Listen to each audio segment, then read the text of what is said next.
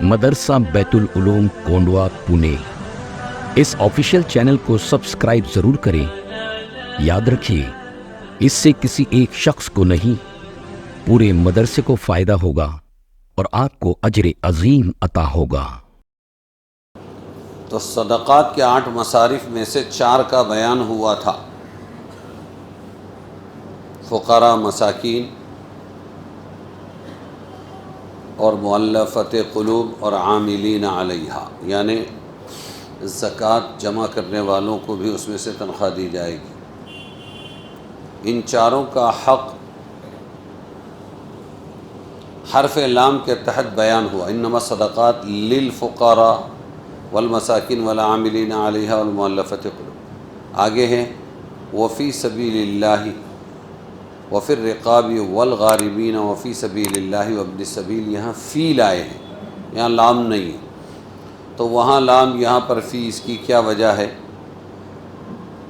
تو یہ فی کے ذریعے بتانا چاہتے ہیں وفی الرقاب والغارمین وفی سبیل اللہ وابن السبیل، یہ زیادہ، وہ بھی حقدار ہے، یہ بھی حقدار ہے زکوٰۃ کے، لیکن یہ زیادہ حقدار ہے۔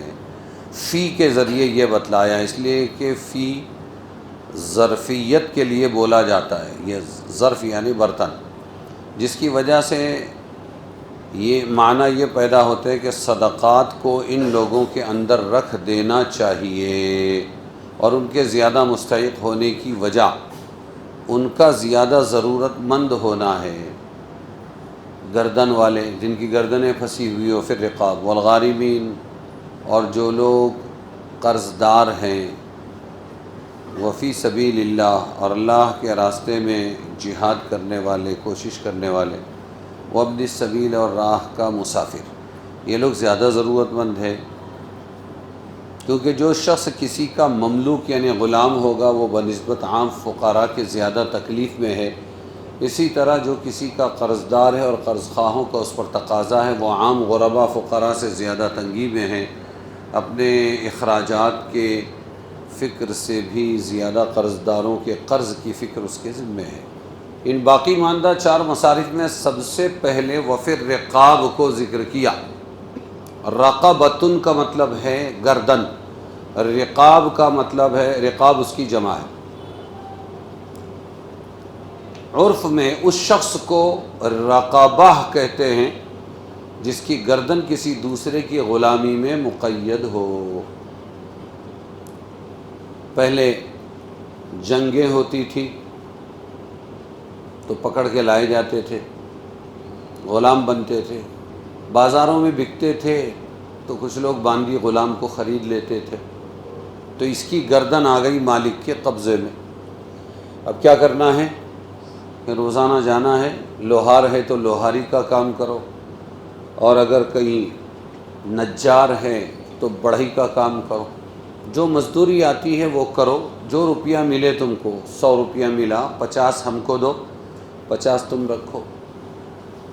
باندی ہے تو کہیں کسی کے گھر میں جھاڑو پوچھا کر لو وغیرہ وغیرہ، پیسے ملیں گے، آدھے لا کر ہم کو دو، آدھے تم رکھو، ایسا طے ہوتا تھا۔ یہ کیوں کرتے تھے زبردستی؟ بندھوا مزدوری، تو گردنیں پھنسی ہوتی تھی۔ اب جب تک کہ تم ہمارے غلام ہیں، ہم کو مال لا کر دیتے رہو گے۔ تو رقبہ کا مطلب ہے گردن، جس کی گردن کسی دوسرے کی غلامی میں مقید ہو اس کو کہا جاتا تھا رقبہ۔ تو زکوٰۃ کی رقم کس کو دی جائے گی؟ کسی کی گردن چھڑانے میں کام آئے گی، اس میں دی جائے گی۔ فقہا کا اختلاف ہے، رقاب سے مراد اس آیت میں کیا ہے؟ جمہور فقہا محدثین اس پر ہیں کہ اس سے مراد وہ غلام ہیں جن کے آقاؤں نے کوئی مقدار مال کی متعین کر کے کہہ دیا ہے کہ اتنا مال کما کر ہمیں دے دو تو تم آزاد ہو، جس کو قرآن و سنت کی اصطلاح میں مکاتب کہا جاتا ہے۔ کیا کہا جاتا ہے؟ روزانہ کا تھوڑا تھوڑا چھوڑو، ایسا کرو، ایک کام کرو، 1 لاکھ روپیہ لا کر کہیں سے جمع کر کے مجھے دے دو، تم کو میں 1 مہینے کی مہلت دیتا ہوں، لے لو، چندہ کر لو، کسی سے مدد لے لو، قرضہ لے لو، پھر تم آزاد۔ سمجھیں؟ 10 لاکھ دے دو، 1 لاکھ دے دو، پھر تم آزاد۔ تو لوگ کیا کرتے تھے کہ اس میں مدد کرتے تھے، کہ بھائی چلو ٹھیک ہے 1,00,000 روپیہ جمع کرنا ہے، 20 آدمی جمع ہو گئے، 5,000 ہزار دے دیا، 1,00,000 روپیہ ہوا، وہ گیا، صاحب آپ کے پیسے لو، آج سے میں آزاد۔ احکام بدل گئے، سمجھ میں آیا کہ نہیں؟ ایسے ہی باندی بھی اپنے آپ کو آزاد کرا لیتی تھی۔ تو یہ کہا گیا کہ زکوٰۃ کی رقم سب سے پہلے جمع کر کے اس غلام کو آزاد کرو، آزادی انسان کا حق ہے۔ بات سمجھے کہ نہیں؟ یہ مطلب ہے وفی الرقاب، کہ کوئی مکاتب ہو۔ اب مکاتب میں سمجھ جایا کرو، مالک نے کہہ دیا اتنا مال لاؤ تم آزاد ہو، تو اس کو چھڑانے میں آپ مدد کرو اور زکوٰۃ کی رقم دو، انفرادی دو یا بیت المال سے دو، زکوٰۃ کی رقم یہاں پر دے سکتے ہیں۔ بات سمجھ میں آئی کہ نہیں؟ یہ قسم غلاموں کی باتفاق مفسرین و فقہا لفظ وفی الرقاب کی مراد ہے، یہ تو طے ہے۔ وفی الرقاب جب بھی بولا جائے گا مکاتب غلام مراد لیا جائے گا، اس کو زکوٰۃ دے سکتے ہیں۔ ارے سمجھے کہ نہیں؟ ہاں، کہ رقم زکوٰۃ ان کو دے کر ان کی گلو خلاصی کا مطلب کیا ہوا؟ گردن چھڑانا میں امداد کی جائے، ان کے علاوہ دوسرے غلاموں کو خرید کر آزاد کرنا یا ان کے آقاؤں کو رقم زکوٰۃ دے کر یہ معاہدہ کر لینا کہ وہ ان کو آزاد کر دیں گے، اس میں ائمہ کا اختلاف ہے۔ اب دوسری صورتیں بتا رہے ہیں، اور وہ کیا ہے؟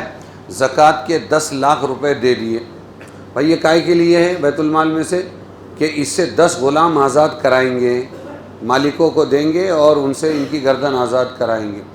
یہ بھی مصرف زکوٰۃ ہے یا نہیں، اس میں اختلاف ہے۔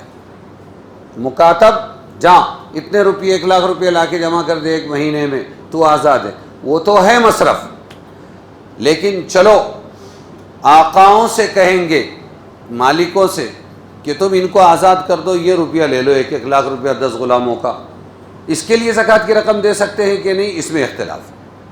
بعض کہتے ہیں جائز ہے، بعض کہتے ہیں ناجائز۔ سمجھ میں آیا؟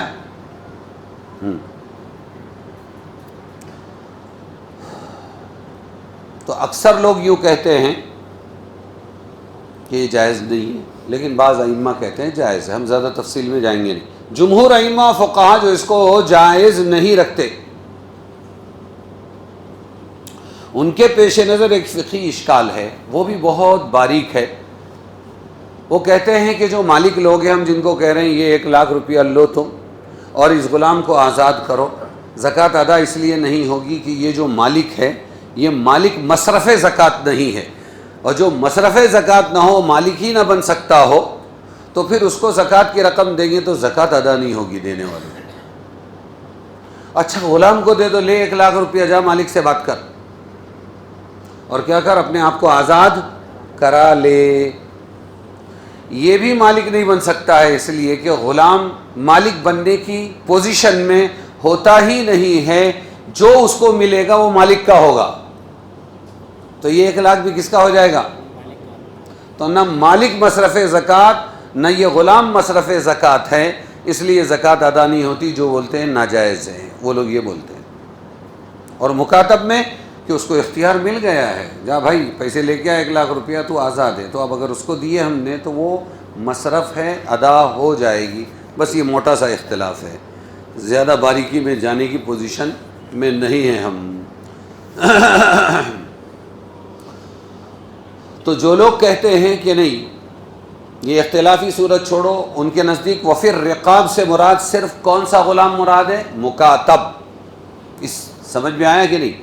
اسی کو زکوٰۃ دے سکتے ہیں، ورنہ زکوٰۃ نہیں دے سکتے۔